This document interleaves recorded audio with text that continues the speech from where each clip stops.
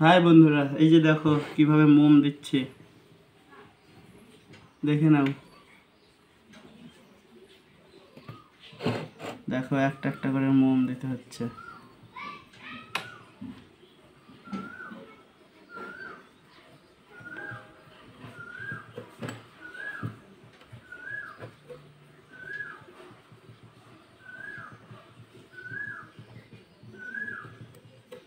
দেওয়ার পরে যে দেখো এরকম সমান করতে হবে,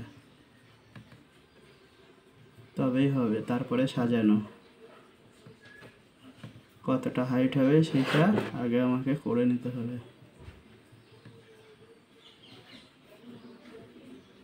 এতটা হাইট হলে দেখতে ভালো লাগবে, সেই হিসাবটা আমাকে আগে করে নিতে হবে।